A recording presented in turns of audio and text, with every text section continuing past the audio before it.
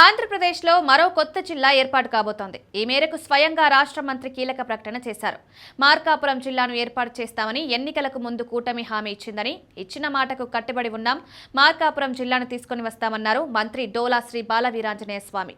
కూటమి ప్రభుత్వం మార్కాపురం జిల్లా ఏర్పాటుకు కట్టుబడి ఉందన్నారు. తమ ప్రభుత్వం అధికారంలోకి వచ్చిన ఏడాదిలోనే ప్రకాశం జిల్లాలో 165 కోట్లతో సీసీ రోడ్లు, మురుగు కాలువలు నిర్మించమన్నారు.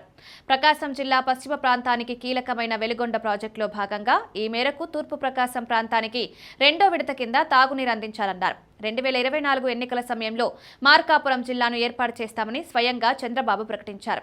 మార్కాపురం ఎన్నికల ప్రచార సమయంలో జిల్లా అంశంపై హామీ ఇచ్చారు. కూటమి ప్రభుత్వం అధికారంలోకి వచ్చిన తర్వాత కూడా పలు సందర్భాల్లో కొత్త జిల్లా ఏర్పాటు అంశం ప్రస్తావనకొచ్చింది. కొత్త జిల్లా ఏర్పాటు సాధ్యాలపై కసరత్తు చేస్తున్నట్లు చెప్పారు. మార్కాపురం, గిద్దలూరు, కనిగిరి, ఎర్రగొండపాలెం, దర్శి నియోజకవర్గాలు కలిపి కొత్త జిల్లాను ఏర్పాటు చేసే అవకాశం ఉందంటున్నారు.